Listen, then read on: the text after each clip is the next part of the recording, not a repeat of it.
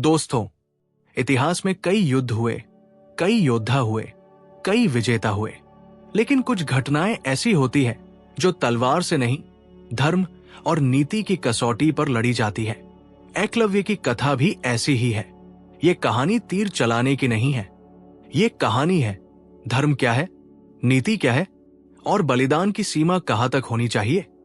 आज हम एकलव्य को ना केवल एक धनुर्धर के रूप में देखेंगे, ना केवल एक त्यागी के रूप में, बल्कि धर्म और नीति की दृष्टि से एक गहरी परीक्षा के रूप में समझेंगे। क्योंकि एकलव्य की असली परीक्षा अंगूठा काटने में नहीं थी। असली परीक्षा थी सत्य, न्याय, गुरु, समाज और आत्मसम्मान के बीच संतुलन बनाने की। पहला, धर्म क्या कहता है? कर्तव्य बनाम करुणा। धर्म जब केवल ग्रंथों में सीमित रह जाता है तब वो नियम बन जाता है, लेकिन जब धर्म मनुष्य की चेतना में उतरता है तब वो करुणा बन जाता है। एकलव्य की कथा हमें इसी बिंदु पर लाकर खड़ा कर देती है, जहां प्रश्न ये नहीं रहता कि नियम क्या कहता है, बल्कि ये हो जाता है कि धर्म वास्तव में कहता क्या है। क्या धर्म केवल कर्तव्य निभाने का नाम है, या फिर धर्म वह भी है जो पीड़ा को देख सके, अन्याय को पहचान सके और करुणा को जीवित रख सके? कर्तव्य धर्म का बाहरी ढांचा है, करुणा धर्म की आत्मा है। जब दोनों साथ चलते हैं तब धर्म पूर्ण होता है, लेकिन जब दोनों आमने सामने खड़े हो जाते हैं तब मनुष्य की वास्तविक परीक्षा शुरू होती है। एकलव्य की कथा इसी टकराव की कथा है। गुरु द्रोणाचार्य का कर्तव्य स्पष्ट था। उन्होंने राजकुमार अर्जुन को यह वचन दिया था कि वे उसे संसार का सर्वश्रेष्ठ धनुर्धर बनाएंगे। उस युग में गुरु का वचन केवल व्यक्तिगत संकल्प नहीं था, वो सामाजिक अनुशासन का आधार था। गुरु यदि अपने वचन से विचलित होता तो व्यवस्था डगमगा जाती। इस दृष्टि से देखा जाए तो द्रोणाचार्य अपने कर्तव्य से विमुख नहीं हो सकते थे। उनका कर्तव्य अर्जुन के प्रति था, राजसत्ता के प्रति था और उस व्यवस्था के प्रति था जिसमें वे शिक्षा दे रहे थे। लेकिन धर्म केवल कर्तव्य का पालन नहीं है। यदि ऐसा होता तो धर्म और कानून में कोई अंतर नहीं रह जाता। धर्म वहां शुरू होता है जहां नियम समाप्त होते हैं, और वहीं से करुणा का जन्म होता है। करुणा वो दृष्टि है जो ये देखती है कि सामने खड़ा व्यक्ति कौन है, उसने क्या तप किया है, उसने क्या सहा है और उसके साथ न्याय क्या होगा। एकलव्य किसी अधिकार की मांग लेकर नहीं आया था। उसने न गुरुकुल में प्रवेश चाहा, न किसी पद की अपेक्षा की। उसने गुरु को केवल हृदय में स्वीकार किया था। उसकी साधना किसी नियम को तोड़कर नहीं हुई थी। उसने किसी का स्थान नहीं छीना था। फिर भी जब उसकी प्रतिभा प्रकट हुई तो व्यवस्था असहज हो गई। यही वो क्षण है जहां कर्तव्य और करुणा आमने सामने खड़े हो जाते हैं। धर्म का कठिनतम प्रश्न यही है, जब कर्तव्य का पालन किसी निर्दोष को चोट पहुंचाए तब क्या किया जाए? क्या धर्म यह कहता है कि व्यवस्था बचाने के लिए किसी एक को कुचल देना उचित है, या धर्म यह कहता है कि व्यवस्था से बड़ा मनुष्य है? एकलव्य की कथा में यही द्वंद्व छिपा है। द्रोणाचार्य कर्तव्य से बंधे थे, लेकिन करुणा की आवाज भी उनके भीतर अवश्य उठी होगी। कोई भी गुरु ये देखकर निश्चिंत नहीं रह सकता कि एक साधक जिसने बिना किसी स्वार्थ के केवल गुरुतत्व को मानकर तप किया, आज अपने जीवन का सबसे बड़ा बलिदान दे रहा है। लेकिन यहां धर्म का एक और सूक्ष्म पक्ष सामने आता है। करुणा केवल दूसरों पर दया करने का नाम नहीं है। करुणा का अर्थ यह भी है कि हम किसी के निर्णय को उसकी परिस्थिति में समझें। द्रोणाचार्य का निर्णय कठोर था, लेकिन वो केवल व्यक्तिगत नहीं था, वो एक पूरे युग की संरचना से जुड़ा हुआ था। ये तथ्य हमें यह समझाता है कि धर्म हमेशा सरल नहीं होता। कभी कभी धर्म मनुष्य को ऐसे निर्णय लेने पर विवश करता है जिनमें कोई पूरी तरह सही या पूरी तरह गलत नहीं होता। और फिर आता है एकलव्य का धर्म। उसकी परीक्षा यहां शुरू होती है। उसके सामने विकल्प थे। वो प्रश्न कर सकता था, वो विरोध कर सकता था, वो कह सकता था कि उसने कभी औपचारिक गुरु स्वीकार ही नहीं किया। लेकिन उसने ऐसा कुछ नहीं किया। क्यों? क्योंकि उसके लिए धर्म केवल अधिकार नहीं था, धर्म श्रद्धा था। उसके लिए गुरु का अर्थ केवल शिक्षक नहीं था, गुरु उसके भीतर की चेतना था। एकलव्य ने कर्तव्य और करुणा के संघर्ष को अपने भीतर सुलझाया। उसने ये नहीं पूछा कि मेरे साथ न्याय हुआ या नहीं। उसने ये देखा कि उसके लिए सही क्या है, और उसके लिए सही था समर्पण। ये समर्पण कमजोरी नहीं था, ये उस स्तर की आंतरिक शक्ति थी जहां मनुष्य अपने अहंकार से ऊपर उठ जाता है। धर्म का ये पक्ष अक्सर गलत समझ लिया जाता है। लोग सोचते हैं कि एकलव्य ने अन्याय सह लिया, इसलिए वो महान कहलाया। लेकिन सच्चाई यह है कि उसने अन्याय नहीं, बल्कि अपने धर्म को चुना। उसने ये नहीं कहा कि जो हुआ वो सही था, उसने बस ये कहा कि वो कटुता नहीं चुनेगा। उसने अपने भीतर करुणा को मरने नहीं दिया। धर्म का अंतिम उद्देश्य यही है, मनुष्य को मनुष्य बनाए रखना। यदि धर्म हमें कठोर बना दे, संवेदनहीन बना दे, तो वो धर्म नहीं रह जाता। और यदि करुणा हमें कर्तव्य से भटका दे, तो वो भी अधूरी है। पूर्ण धर्म वही है जिसमें कर्तव्य अनुशासन देता है और करुणा मानवता बचाए रखती है। एकलव्य की कथा हमें ये सिखाती है कि जीवन में कई बार हम ऐसे मोड़ पर खड़े होते हैं जहां कोई विकल्प पूरी तरह सही नहीं होता। वहां धर्म का अर्थ ये नहीं होता कि हम जीत जाए, वहां धर्म का अर्थ ये होता है कि हम अंदर से टूटे नहीं। इसलिए एकलव्य धर्म की परिभाषा नहीं देता, वो धर्म की गहराई दिखाता है। वो हमें बताता है कि धर्म केवल बाहरी न्याय नहीं है, बल्कि आंतरिक शुद्धता है। और जब मनुष्य उस शुद्धता को बचा लेता है, तब भले ही वो परिस्थितियों में हार जाए, लेकिन चेतना में वो विजयी हो जाता है। यही कारण है कि धर्म की कसौटी पर एकलव्य का नाम आज भी आदर से लिया जाता है, क्योंकि उसने कर्तव्य और करुणा के संघर्ष में करुणा को नहीं मारा और कर्तव्य को भी अपमानित नहीं किया। उसने दोनों को अपने भीतर संतुलित किया, और वही संतुलन धर्म की सबसे ऊंची अवस्था है। दूसरा, नीति की दृष्टि से क्या मांग उचित थी।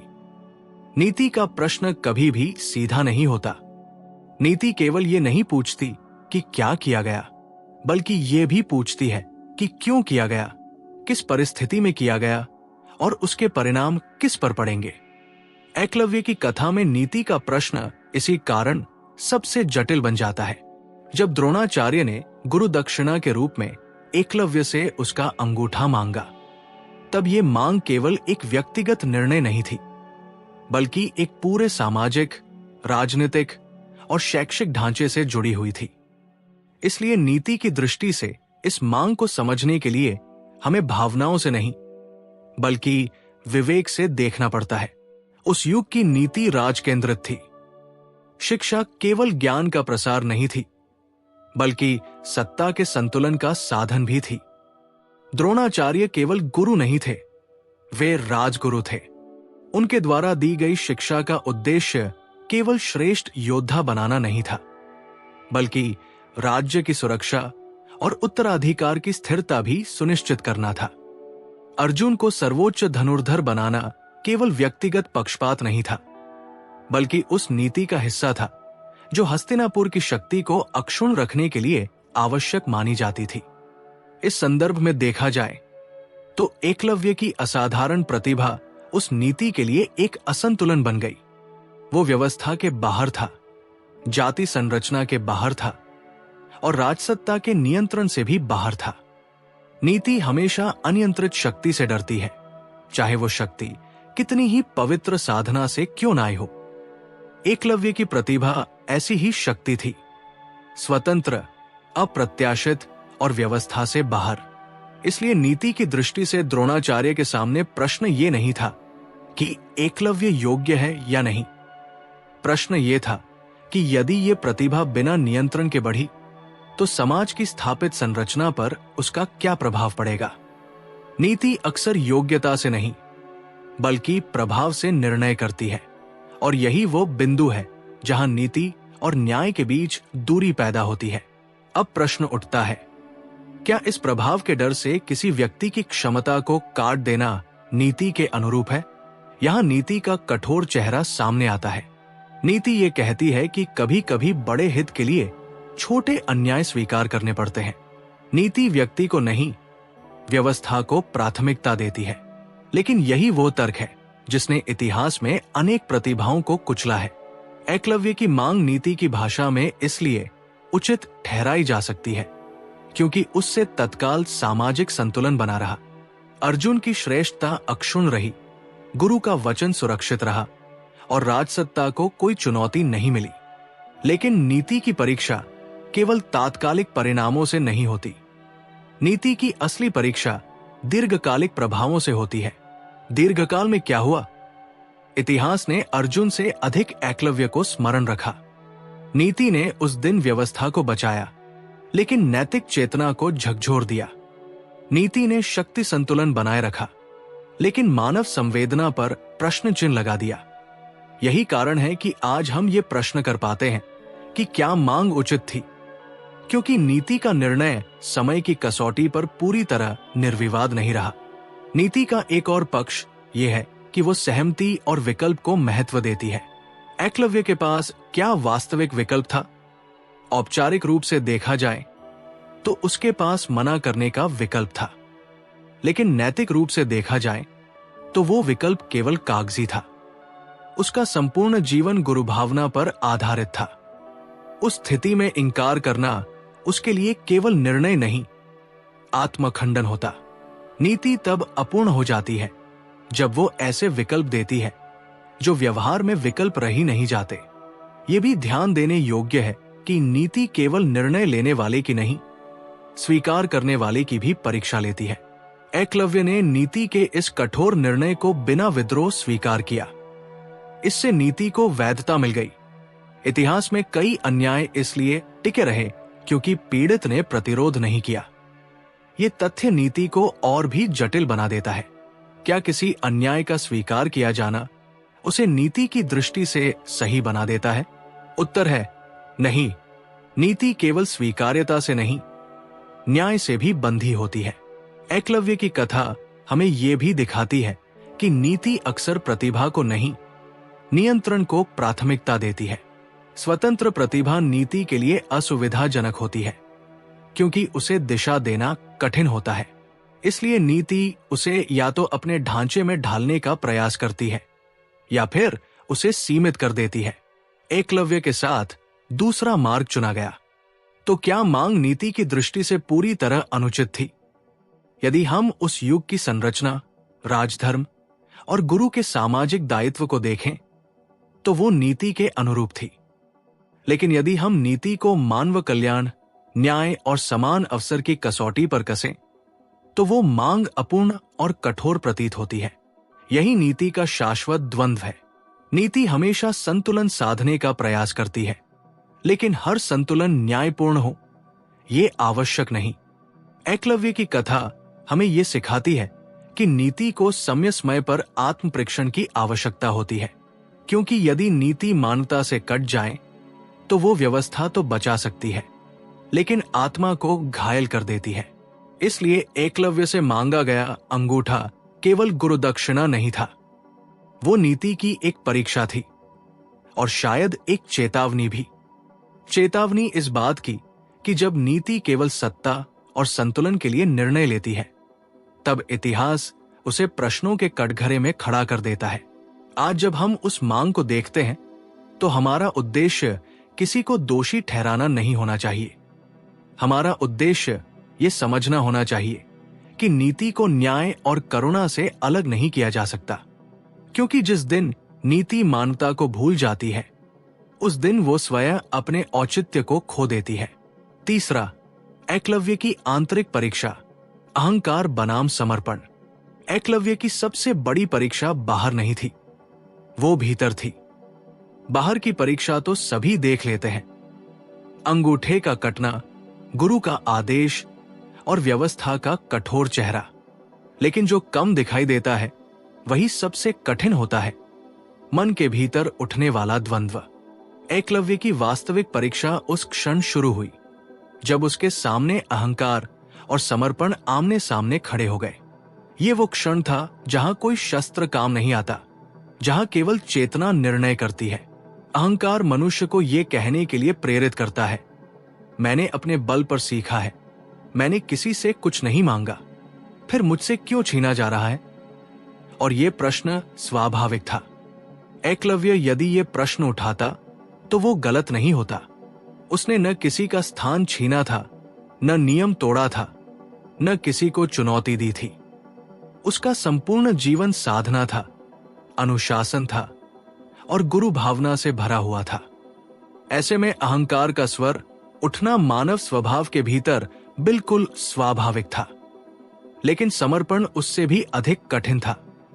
समर्पण का अर्थ केवल सिर झुकाना नहीं होता। समर्पण का अर्थ होता है अपने भीतर उठ रही आग को भी शांत रखना।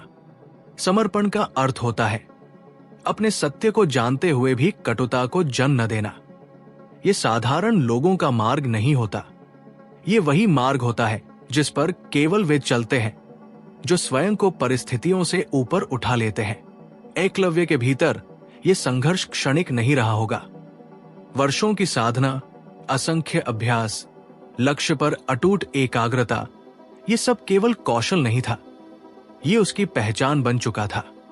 धनुर्विद्या उसके लिए केवल कला नहीं थी, वो उसके अस्तित्व का विस्तार थी। ऐसे में उस कला के मूल आधार को काट देने का आदेश केवल शारीरिक क्षति नहीं था, वो मानसिक और आत्मिक आघात था। यही वो बिंदु है जहां एकलव्य का चरित्र इतिहास से ऊपर उठता है। उसने अपने भीतर उठ रहे अहंकार को नकारा नहीं, उसने उसे देखा, समझा और फिर उससे ऊपर उठ गया। उसने ये नहीं कहा कि मेरा अहंकार नहीं है, बल्कि उसने ये कहा कि मेरा अहंकार मेरा स्वामी नहीं है। यही आंतरिक विजय थी। समर्पण का यह स्तर केवल गुरु के प्रति नहीं था, यह समर्पण जीवन के प्रति था। यह स्वीकार करना कि परिस्थितियां हमेशा हमारे पक्ष में नहीं होंगी, कि हर संघर्ष में न्याय नहीं मिलेगा, और फिर भी मनुष्य अपने भीतर की शांति को न खोए, यही सच्चा समर्पण है। एकलव्य ने यह नहीं चुना कि वो महान धनुर्धर कहलाए, उसने ये चुना कि वो महान मनुष्य बना रहे। उसने ये समझ लिया था कि यदि वो उस क्षण विद्रोह चुनता तो भले ही वो अपनी कला बचा लेता, लेकिन वो अपने चरित्र को खो देता, और उसके लिए चरित्र उसकी कला से अधिक मूल्यवान था। ये निर्णय कमजोरों का नहीं होता। कमजोर लोग हमेशा बाहरी विजय खोजते हैं, मजबूत लोग आंतरिक संतुलन चुनते हैं। एकलव्य की शक्ति इसी संतुलन में थी। उसने अपने भीतर यह स्पष्ट कर लिया था कि उसकी पहचान किसी अंग से नहीं, किसी पद से नहीं, किसी उपाधि से नहीं, बल्कि उसके संस्कारों से बनी है। अहंकार की एक विशेषता होती है, वो हमेशा तुलना करता है। मैं अर्जुन से कम क्यों, मेरे साथ ऐसा क्यों? लेकिन समर्पण तुलना को समाप्त कर देता है। समर्पण कहता है, मेरा मार्ग मेरा है। एकलव्य ने स्वयं को अर्जुन के विरुद्ध नहीं खड़ा किया, उसने किसी से प्रतिस्पर्धा नहीं की, उसने अपने भीतर प्रतिस्पर्धा को ही समाप्त कर दिया। यह भी ध्यान देने योग्य है कि एकलव्य का समर्पण भाग्य के सामने आत्मसमर्पण नहीं था।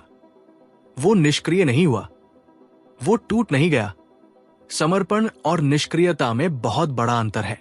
निष्क्रियता हार मानती है, समर्पण स्वीकार करता है। एकलव्य ने स्वीकार किया, लेकिन भीतर से वो पराजित नहीं हुआ। आंतरिक परीक्षा का सबसे कठिन पक्ष ये होता है कि उसका कोई साक्षी नहीं होता, न कोई तालियां बजाता है, न कोई पुरस्कार देता है। एकलव्य की इस परीक्षा का साक्षी केवल उसका अंतर्मन था, और उसी अंतर्मन के सामने उसने स्वयं को विजयी सिद्ध किया। यही कारण है कि इतिहास उसे केवल एक त्यागी के रूप में नहीं, बल्कि एक चेतन साधक के रूप में स्मरण करता है। उसकी महानता उसके अंगूठे के दान में नहीं, बल्कि उस क्षण में थी जब उसने अपने भीतर के क्रोध, पीड़ा और अहंकार को अपने चरित्र पर हावी नहीं होने दिया। एकलव्य हमें यह सिखाता है कि जीवन में कई बार ऐसी स्थितियां आएंगी जहां हम पूरी तरह सही होते हुए भी हारते प्रतीत होंगे। उस समय प्रश्न ये नहीं होता कि हम क्या खो रहे हैं, प्रश्न ये होता है कि हम क्या बन रहे हैं। यदि उस क्षण हम अहंकार चुनते हैं तो शायद हम क्षणिक न्याय पालें, लेकिन दीर्घकालिक शांति खो देंगे। और यदि हम समर्पण चुनते हैं तो शायद हम बाहरी रूप से कुछ खो दें, लेकिन भीतर से अडिग हो जाएंगे। एकलव्य की आंतरिक परीक्षा यही थी, और उसी परीक्षा में उसने वह प्राप्त किया जो बहुत कम लोग कर पाते हैं, अपने अहंकार पर विजय। यही विजय उसे साधारण से असाधारण बनाती है। यही विजय उसे इतिहास का पात्र नहीं, चेतना का प्रतीक बना देती है। चौथा, गुरु और शिष्य नीति की दो धाराएं। गुरु और शिष्य का संबंध केवल ज्ञान का आदान प्रदान नहीं होता, ये नीति, मर्यादा और उत्तरदायित्व की एक जीवित परंपरा होता है। इस संबंध में गुरु केवल सिखाने वाला नहीं होता और शिष्य केवल सीखने वाला नहीं होता। दोनों अपने अपने स्तर पर नीति की अलग अलग धाराओं का प्रतिनिधित्व करते हैं। एक धारा व्यवस्था, वचन और सामाजिक संतुलन की होती है, तो दूसरी धारा श्रद्धा, समर्पण और आत्मविकास की। जब ये दोनों धाराएं समान दिशा में बहती हैं, तब समाज पुष्पित होता है। लेकिन जब ये धाराएं आमने सामने आ जाती हैं, तब इतिहास जन्म लेता है। एकलव्य और द्रोणाचार्य का संबंध औपचारिक नहीं था, लेकिन वो उससे भी अधिक गहरा था। द्रोणाचार्य एकलव्य के प्रत्यक्ष गुरु नहीं थे, फिर भी एकलव्य ने उन्हें अपने जीवन का केंद्र बना लिया था। ये एकतरफा गुरु भावना थी, लेकिन उसमें कोई छल नहीं था, कोई अपेक्षा नहीं थी। वही द्रोणाचार्य एक संस्थागत गुरु थे। वे केवल व्यक्ति नहीं थे, वे एक व्यवस्था का प्रतिनिधित्व करते थे। उनके निर्णय व्यक्तिगत भावना से नहीं, बल्कि नीति और दायित्व से संचालित होते थे। यहीं से नीति की दो धाराएं स्पष्ट होती है। गुरु की नीति ऊपर से नीचे आती है। वो व्यवस्था को देखती है, भविष्य को देखती है और ये सोचती है कि एक निर्णय से कितने जीवन प्रभावित होंगे। शिष्य की नीति भीतर से बाहर जाती है। वो आत्मा को देखती है, श्रद्धा को देखती है और ये प्रश्न पूछती है कि मेरे लिए सत्य क्या है। गुरु का धर्म संतुलन बनाए रखना होता है और शिष्य का धर्म स्वयं को अर्पित करना। द्रोणाचार्य की नीति इस बात से बंधी थी कि उनका वचन न टूटे।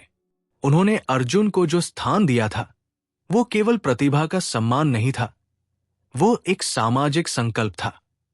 उस संकल्प को बनाए रखना उनके लिए व्यक्तिगत करुणा से भी अधिक महत्वपूर्ण हो गया।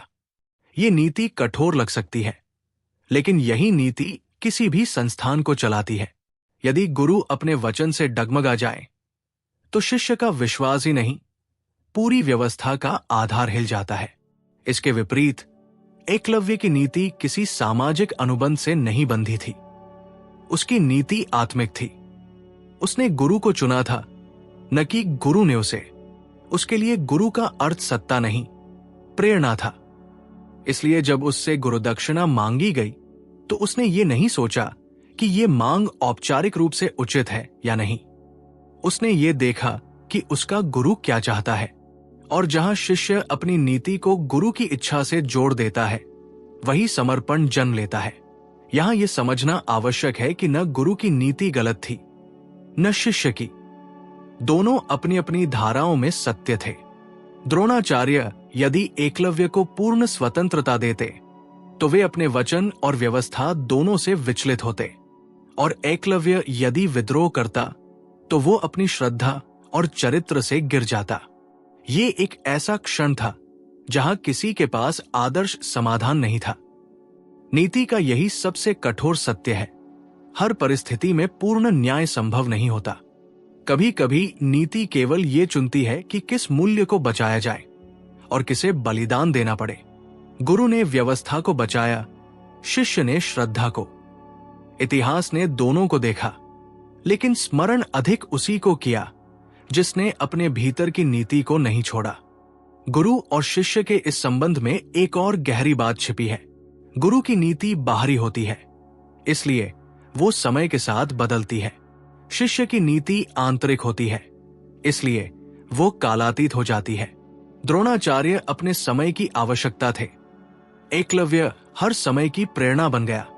ये अंतर इसलिए नहीं पड़ा क्योंकि एक सही था और दूसरा गलत, बल्कि इसलिए पड़ा क्योंकि एक व्यवस्था का प्रतीक था और दूसरा चेतना का। गुरु जब नीति के अनुसार निर्णय लेता है तो वो हमेशा करुणा नहीं दिखा पाता, और शिष्य जब श्रद्धा के अनुसार चलता है तो वो कभी कभी अपने अधिकार नहीं मांगता। यही इस संबंध की त्रासदी भी है और सुंदरता भी।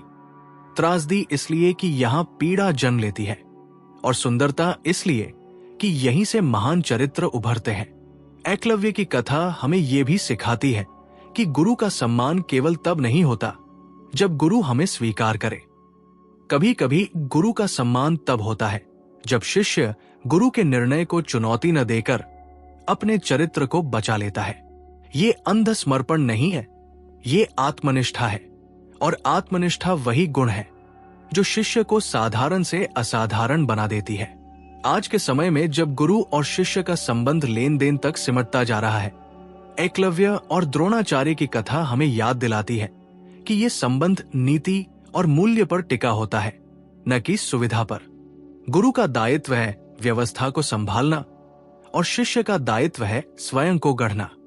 जब दोनों अपने अपने दायित्व को ईमानदारी से निभाते हैं तब भले ही परिणाम कठोर हों, लेकिन चरित्र उज्जवल रहता है। अंततः गुरु और शिष्य की नीति की ये दो धाराएं एक दूसरे की विरोधी नहीं है। वे एक ही नदी की दो दिशाएं हैं जो अलग अलग बहते हुए भी एक ही समुद्र में मिलती है। उस समुद्र का नाम है धर्म, और धर्म वहां पूर्ण होता है जहां गुरु का कर्तव्य और शिष्य का समर्पण दोनों अपने अपने स्थान पर अडिग रहते हैं। 5वां, गुरु और शिष्य नीति की दो धाराएं। गुरु और शिष्य का संबंध जब नीति की कसौटी पर रखा जाता है तब ये केवल भावनाओं का विषय नहीं रह जाता, बल्कि ये समाज, व्यवस्था और चेतना तीनों के बीच संतुलन का प्रश्न बन जाता है। गुरु और शिष्य दो व्यक्ति नहीं होते, वे दो धाराएं होते हैं। एक धारा ऊपर से बहती है जो व्यवस्था, अनुशासन और सामाजिक उत्तरदायित्व को संभालती है। दूसरी धारा भीतर से निकलती है जो श्रद्धा, साधना और आत्मिक सत्य की ओर बहती है। इन दोनों धाराओं का संगम आदर्श स्थिति में होता है, लेकिन जब ये संगम टूटता है तब इतिहास में ऐसी कथाएं जन्म लेती हैं जैसी एकलव्य की। गुरु की नीति मूलतः दायित्व की नीति होती है।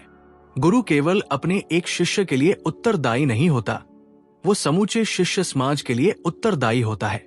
उसके निर्णयों का प्रभाव केवल वर्तमान पर नहीं, भविष्य पर भी पड़ता है। इसलिए गुरु का निर्णय अक्सर व्यक्तिगत भावना से नहीं, बल्कि दीर्घकालिक संतुलन से संचालित होता है। यही कारण है कि गुरु का मार्ग कठोर दिखाई देता है। वो करुणा को देखता है, लेकिन उससे बंध नहीं सकता। वो प्रतिभा को पहचानता है, लेकिन हर प्रतिभा को समान अवसर देना उसकी नीति का हिस्सा नहीं बन पाता। इसके विपरीत शिष्य की नीति आत्मिक होती है। शिष्य किसी व्यवस्था का प्रतिनिधि नहीं होता, वो अपनी साधना, अपने विश्वास और अपने समर्पण का प्रतिनिधि होता है। उसके लिए गुरु कोई पद नहीं, कोई संस्था नहीं, बल्कि एक आदर्श होता है। शिष्य की नीति का केंद्र अधिकार नहीं, आस्था होती है। इसलिए जब गुरु कोई कठोर निर्णय लेता है तो शिष्य के सामने सबसे कठिन प्रश्न खड़ा होता है। क्या वह अपने अधिकारों की रक्षा करे या अपने आदर्श को बचाए? एकलव्य की स्थिति यहीं पर असाधारण बन जाती है। वो न औपचारिक शिष्य था, न व्यवस्था का हिस्सा, फिर भी उसने गुरु को अपने जीवन का केंद्र बना लिया था। उसकी नीति किसी नियम पुस्तिका से नहीं निकली थी, वो भीतर की निष्ठा से उपजी थी। उसने गुरु से कुछ मांगा नहीं था, उसने केवल गुरु से प्रेरणा ली थी। ऐसे शिष्य के सामने जब गुरु की नीति कठोर रूप में प्रकट होती है, तब यह टकराव केवल व्यक्ति और व्यक्ति का नहीं रहता, ये चेतना और व्यवस्था का टकराव बन जाता है। गुरु की नीति उस क्षण ये कहती है कि व्यवस्था सर्वोपरि है। यदि व्यवस्था टूटेगी तो शिक्षा का संतुलन बिगड़ेगा, समाज में अस्थिरता आएगी। शिष्य की नीति उस क्षण ये कहती है कि यदि श्रद्धा टूटेगी तो जीवन का अर्थ ही समाप्त हो जाएगा। दोनों ही अपने अपने स्थान पर सत्य है, और यही इस कथा को त्रासद नहीं बल्कि गहन बनाता है। नीति का एक कठोर सत्य यह है कि वो हमेशा सभी को संतुष्ट नहीं कर सकती। गुरु की नीति कभी कभी किसी एक शिष्य के जीवन को सीमित कर देती है ताकि व्यापक ढांचा सुरक्षित रह सके। शिष्य की नीति कभी कभी स्वयं को सीमित कर लेती है ताकि उसका आंतरिक सत्य सुरक्षित रह सके। यही कारण है कि इतिहास में गुरु का निर्णय समझा जाता है, लेकिन शिष्य का त्याग पूज्य बन जाता है। यह भी महत्वपूर्ण है कि गुरु और शिष्य की नीति की धाराएं विरोधी नहीं है, वे भिन्न स्तरों पर कार्य करती है। गुरु बाहरी संसार को संभालता है, शिष्य आंतरिक संसार को।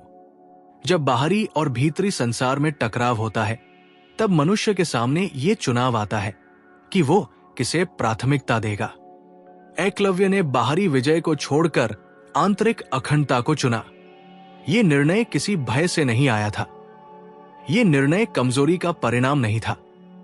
ये निर्णय उस स्पष्टता से आया था जहां मनुष्य ये समझ लेता है कि उसकी पहचान उसकी उपलब्धियों से नहीं, उसके मूल्यों से बनती है। एकलव्य जानता था कि यदि वो गुरु के निर्णय को चुनौती देकर अपनी कला बचा भी ले, तो वो अपने भीतर की श्रद्धा खो देगा और उसके लिए वो हानि किसी भी बाहरी क्षति से बड़ी थी। गुरु की नीति और शिष्य की नीति के इस संबंध में एक और सूक्ष्म तथ्य छिपा है। गुरु का निर्णय समय के साथ इतिहास बन जाता है, लेकिन शिष्य का चरित्र समय के साथ आदर्श बन जाता है। द्रोणाचार्य अपने समय की आवश्यकता थे, एकलव्य हर समय की प्रेरणा है।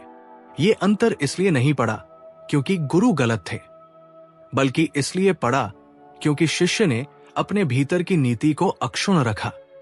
आज जब हम गुरु और शिष्य के संबंध को सुविधा, प्रमाण पत्र और परिणामों से मापने लगे हैं, तब ये कथा हमें याद दिलाती है कि नीति केवल लाभ का गणित नहीं है। नीति मूल्य का अनुशासन है। गुरु का मूल्य है दायित्व, शिष्य का मूल्य है श्रद्धा। जब दोनों अपने अपने मूल्य को निभाते हैं, तब भले ही पीड़ा जन्म ले, लेकिन चरित्र उज्जवल रहता है। अंततः गुरु और शिष्य की नीति की ये दो धाराएं एक दूसरे को नकारती नहीं है। वे मनुष्य के विकास की दो आवश्यक दिशाएं हैं। एक दिशा हमें समाज में टिकाए रखती है, दूसरी दिशा हमें आत्मा से जोड़े रखती है। और जब कोई शिष्य जैसे एकलव्य इन दोनों के संघर्ष में भी अपने भीतर की शुद्धता को बचा लेता है, तब वो केवल शिष्य नहीं रह जाता, वो स्वयं नीति का मानक बन जाता है। और अंतिम में आधुनिक जीवन में एकलव्य की परीक्षा। एकलव्य की परीक्षा किसी एक युग तक सीमित नहीं थी। वो केवल महाभारत के समय की कथा नहीं है, वो परीक्षा आज भी जारी है। हमारे स्कूलों में, हमारे कार्यालयों में, हमारे समाज में और सबसे अधिक हमारे मन के भीतर। फर्क केवल इतना है कि आज धनुष और बाण नहीं है, मिट्टी का गुरु नहीं है और अंगूठा काटने का आदेश नहीं दिया जाता। आज परीक्षा और भी सूक्ष्म है और इसलिए और भी खतरनाक है। आज का एकलव्य वो व्यक्ति है जो संसाधनों के बिना सीखता है, जो बिना किसी बड़े नाम, बड़े संस्थान या सिफारिश के आगे बढ़ने का प्रयास करता है। वो इंटरनेट से सीखता है, रातों को अभ्यास करता है, अस्वीकृतियों के बीच खुद को गढ़ता है। वो किसी गुरु के सामने खड़ा नहीं होता, बल्कि किसी आदर्श को अपने भीतर बैठा लेता है। उसकी साधना दिखाई नहीं देती, इसलिए उसकी प्रतिभा भी देर से पहचानी जाती है। आधुनिक जीवन में एकलव्य की परीक्षा तब शुरू होती है जब उसकी योग्यता व्यवस्था के लिए असुविधाजनक बन जाती है, जब उसकी क्षमता उन लोगों से अधिक दिखने लगती है जिनके लिए सिस्टम बना हुआ है। तब उससे सीधे उसका अंगूठा नहीं मांगा जाता, बल्कि उससे चुपचाप उसकी संभावनाएं छीनी जाती है। कभी अवसर नहीं दिए जाते, कभी उसे योग्य होते हुए भी फिट नहीं कहा जाता है, कभी उसे बताया जाता है कि उसके पास सही पृष्ठभूमि नहीं है। आज का अंगूठा केवल शरीर का अंग नहीं है, आज का अंगूठा है आत्मविश्वास। और ये आत्मविश्वास धीरे धीरे काटा जाता है, बार बार अस्वीकार करके, बार बार तुलना करके, बार बार ये एहसास दिलाकर कि तुम काफी नहीं हो। ये प्रक्रिया दिखती नहीं, लेकिन भीतर गहरी चोट करती है। आज का एकलव्य भी उसी द्वंद से गुजरता है जिससे प्राचीन एकलव्य गुजरा था। उसके सामने भी प्रश्न होता है, क्या वो सिस्टम से लड़े या अपने भीतर की शांति को बचाए? क्या वो हर अन्याय पर प्रतिक्रिया करे या अपने लक्ष्य पर ध्यान बनाए रखे? ये कोई आसान निर्णय नहीं है, क्योंकि आधुनिक समाज में मौन को अक्सर कमजोरी समझ लिया जाता है। लेकिन आधुनिक एकलव्य की परीक्षा केवल सहन करने की नहीं है, उसकी परीक्षा ये भी है कि वो कटुता में न डूब जाए। क्योंकि आज की दुनिया में सबसे आसान काम है कड़वा हो जाना, सबसे कठिन काम है स्पष्ट रहते हुए भी शांत रहना। एकलव्य की आत्मा आज भी यही सिखाती है कि परिस्थितियां तुम्हें तोड़ सकती है, लेकिन यदि तुम उन्हें अपने चरित्र को तय करने दो तभी तुम हारते हो। आज के समय में एकलव्य से बार बार पूछा जाता है, तुम्हारे पास डिग्री कहां से है? तुम किस नेटवर्क से जुड़े हो? तुम्हारा मेंटर कौन है? ये वही प्रश्न है जो पहले जाति और गुरुकुल के रूप में पूछे जाते थे। स्वर बदला है, लेकिन मानसिकता पूरी तरह नहीं बदली है, और यहीं से एकलव्य की परीक्षा और कठिन हो जाती है। आधुनिक जीवन में एक और चुनौती है पहचान की भूख। सोशल मीडिया, प्रतिस्पर्धा और तुलना ने इस भूख को और तेज कर दिया है। आज का एकलव्य केवल योग्य होना नहीं चाहता, वो देखा जाना भी चाहता है। लेकिन जब उसे देखा नहीं जाता तब भीतर का संघर्ष और तीव्र हो जाता है। उस समय प्रश्न ये नहीं होता कि वो कितना अच्छा है, प्रश्न ये होता है कि वो खुद को कितना संभाल सकता है। यहाँ एकलव्य की परीक्षा एक नए रूप में सामने आती है। क्या वो अपनी पहचान दूसरों की स्वीकृति पर आधारित करेगा या अपने कर्म पर? क्या वो बाहरी प्रशंसा न मिलने पर भीतर से टूट जाएगा या अपनी साधना को जारी रखेगा? ये निर्णय आधुनिक युग का सबसे कठिन निर्णय है। एकलव्य हमें ये भी सिखाता है कि आधुनिक जीवन में समर्पण का अर्थ अन्याय सहना नहीं है। समर्पण का अर्थ है अपने मूल्यों से समझौता न करना। इसका अर्थ है सिस्टम से लड़ते हुए भी अपने भीतर की मानवता को न खोना। आज का एकलव्य यदि सचेत है तो वो प्रश्न भी करता है, आवाज भी उठाता है, लेकिन वो नफरत को अपना हथियार नहीं बनाता। आधुनिक एकलव्य की सबसे बड़ी परीक्षा तब आती है जब उसे अवसर मिलता है, जब वो उस मंच पर पहुंचता है जहां वह भी अन्याय कर सकता है, जब वह भी दूसरों के अंगूठे काट सकता है। उस समय प्रश्न ये नहीं होता कि उसके साथ क्या हुआ था, प्रश्न ये होता है कि वो अब क्या करता है। यही वो क्षण है जहां परीक्षा पूरी होती है या असफल होती है। यदि वह अपने अनुभव को करुणा में बदल देता है तो वो एकलव्य की परंपरा को आगे बढ़ाता है, और यदि वह उसे प्रतिशोध में बदल देता है तो वो उसी व्यवस्था का हिस्सा बन जाता है जिसने उसे चोट पहुंचाई थी। इसलिए आधुनिक जीवन में एकलव्य की परीक्षा केवल पीड़ित होने की नहीं है, वो जिम्मेदारी की भी परीक्षा है। ये परीक्षा है कि जब तुम सक्षम हो जाओ तब तुम किस प्रकार के मनुष्य बनते हो। एकलव्य आज भी हमें ये याद दिलाता है कि सच्ची सफलता केवल ऊंचाई तक पहुंचना नहीं है। सच्ची सफलता यह है कि ऊंचाई पर पहुंचकर भी मनुष्य अपने भीतर की शुद्धता को बचाए रखे, क्योंकि अंततः वही शुद्धता ही है जो मनुष्य को इतिहास में नहीं, मानवता की स्मृति में जीवित रखती है। दोस्तों, एकलव्य की कहानी का अंत पराजय नहीं है। वो युद्ध नहीं जीता, लेकिन धर्म की परीक्षा में उत्तीर्ण हुआ। उसका अंगूठा कट गया, लेकिन उसका चरित्र अमर हो गया। आज हम यदि एकलव्य को याद करते हैं तो इसलिए नहीं कि वो महान धनुर्धर था, बल्कि इसलिए कि वो महान मनुष्य था। अगर ये वीडियो आपको सोचने पर मजबूर करे तो समझिए, एकलव्य की परीक्षा आज भी जारी है। वीडियो अच्छा लगे तो लाइक करें, कमेंट में लिखें जय एकलव्य और चैनल को सब्सक्राइब करें, क्योंकि धर्म और नीति की ऐसी कथाएं हमें बेहतर इंसान बनाती है।